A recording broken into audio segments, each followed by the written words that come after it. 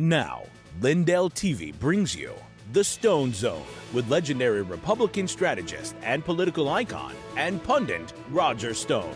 Stone has served as a senior campaign aide to 3 Republican presidents. He is a New York Times best-selling author and a longtime friend and advisor of President Donald Trump. As an outspoken libertarian, Stone has appeared on thousands of broadcasts, spoken at countless venues, and lectured before the prestigious Oxford Political Union and the Cambridge Union Society. Due to his 4+ decades in the political and cultural arena, Stone has become a pop culture icon. And now, here's your host, Roger Stone.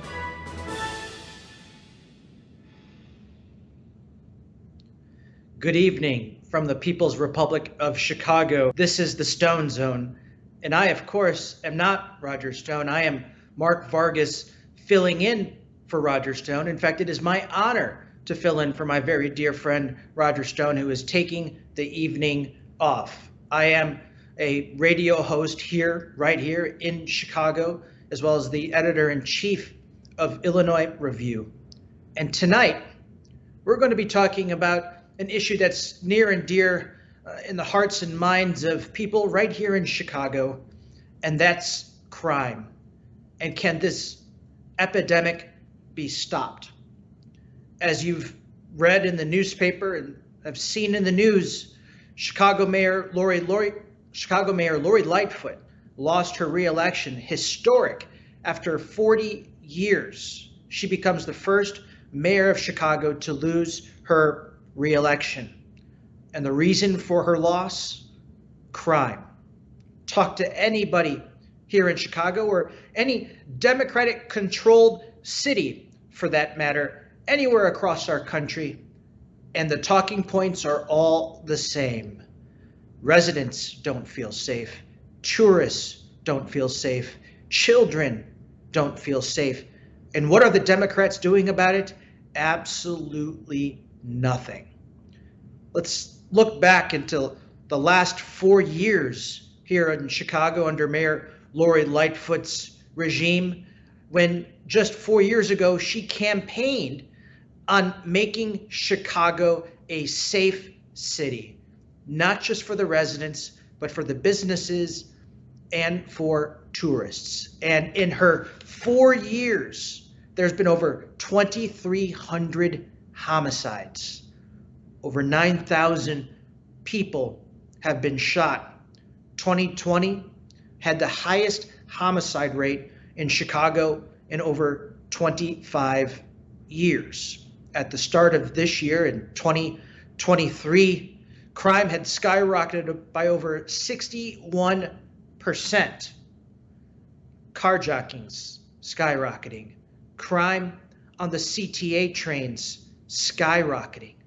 Residents who can't afford vehicles, mainly residents in the south and west sides of Chicago, where public transportation is the only way they can travel to see family members, to go to work. They have no other choice. And what happens when they get on these trains in the mornings or in the evenings? They're robbed. It has become a bastion for crime. Why? Because under Mayor Lori Lightfoot, she took the police away from the CTA trains, endangering the lives of our most vulnerable, and that is in our residents in the south and west sides of Chicago. Wire Points wrote an article that in 2021, think about this, in 2021 here in Chicago, over 400,000 911 calls went unanswered, high priority 911 calls. Why did those calls go unanswered? Because of a lack of police. Yes, we have a police shortage here in Chicago as crime continues to skyrocket. Think about this. Since 2019, 3,300 Chicago police officers have either retired, transferred to another department, and since then, only 1,600 have been hired. So think about that massive shortage of police at a time when Chicagoan residents and tourists need police officers out on the street. We need more police on the street, not less police. We are experiencing a massive shortage. And as a result of that, 400,000 high priority 911 calls went unanswered in the city of Chicago. High priority calls like shots fired, assault in progress, domestic disturbance, person with a gun, person shot. 400,000 911 calls went unanswered. We never would have imagined that in the most powerful country on the planet, the United States of America, that when we had an emergency, that when we call 911, it is our expectation that they show up. But in a city like Chicago, under Democratic control for decades, and under Chicago Mayor Lori Lightfoot, when you dial 911, the police do not arrive because of our shortage. And that is completely unacceptable. And what are the Democrats doing about this? Absolutely nothing. Our Governor J.B. Pritzker, who has presidential ambitions despite weighing over 500 pounds, thinks that he can be president, but he's spending more time and he's going to be spending more money to protect the biggest political donors, Democratic donors in the country, when Chicago hosts the 2024 Democratic National Convention. Yeah, that's right. The top political donors in the country and VIP guests, they're more important than the men, women, and children who are being slaughtered every single day in the south and west sides of Chicago. As Governor Pritzker or the Democrats allocated funding to protect the residents there? No. But are they allocating funding to protect the country's biggest Democratic donors? Absolutely.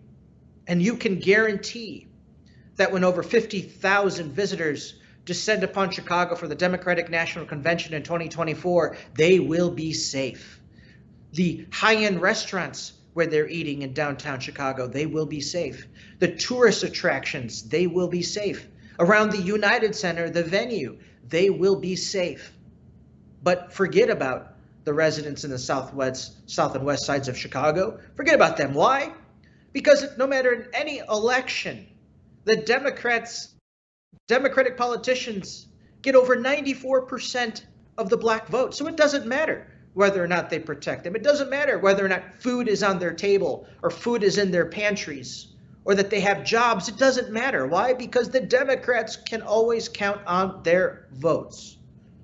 Well, ladies and gentlemen, I think that is changing. And so while crime continues to skyrocket, our Democratic elected officials are preparing to welcome 50,000 visitors. Spend any weekend here in Chicago, you'll be awoken at 3 a.m. from people drag racing on the streets, wheels, tires screeching, loud vehicles people revving their engines, drag racing up and down the streets at 3 o'clock in the morning. What's ironic is shortly after it was announced that Chicago would be the host of the 2024 Democratic National Convention.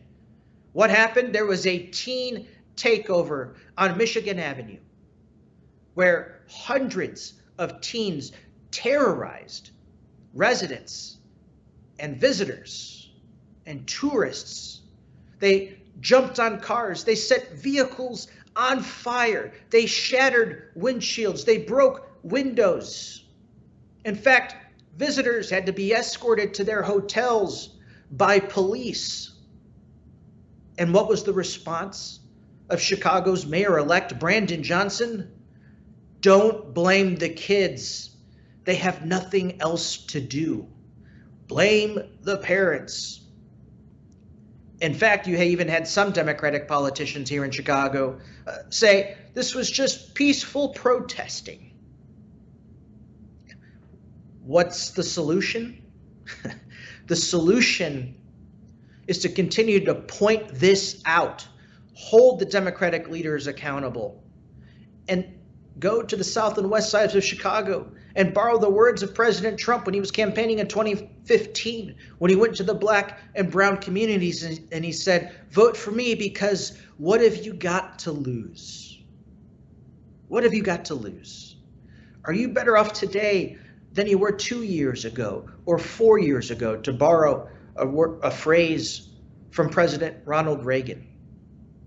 This past week, I had the honor of attending an event held at an organization called Ex-Cons for Community and Social Change. Their founder, Tyrone Muhammad, spent 21 years in prison for murder. What did he do those 21 years in prison besides lift weights and work out? He thought about ways that he could give back to the community, ways that he could stop violence from happening in his own neighborhood, ways to help kids and point them in the right direction.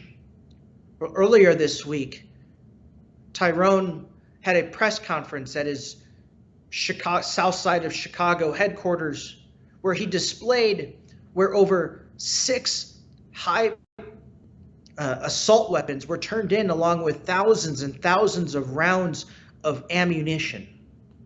Do you think the press covered that? No. Do you think the Democratic leaders congratulated Tyrone for convincing teenagers ages 15 to 19 to give up their weapons? Do you think he was congratulated? No. How did Tyrone convince these teens who are carrying these very dangerous assault weapons with thousands of rounds of ammunition at their disposal? What was the deal that Tyrone cut? He had to offer them jobs. That's what they wanted, jobs. Because you see, those guns are their livelihood. Those guns is how they feed themselves. Those guns are how they take care of their families. And what are the Democrats doing? Absolutely nothing. So what was the secret to get those young kids who are robbing people, carjacking, stealing? What was the solution? Hey, you turn in these very dangerous assault weapons and thousands of rounds of ammunition, and I'll help you find a job. I'll help you find a training program. I'll make sure that your main source of income is no longer crime and guns, that it's finding a job, that it's finding a trade school or job training programs. But where's the Democrats? They are completely silent. But until we hold them accountable, until we rally those in the south and west sides of Chicago, unfortunately, crime will not decrease, but it will only increase.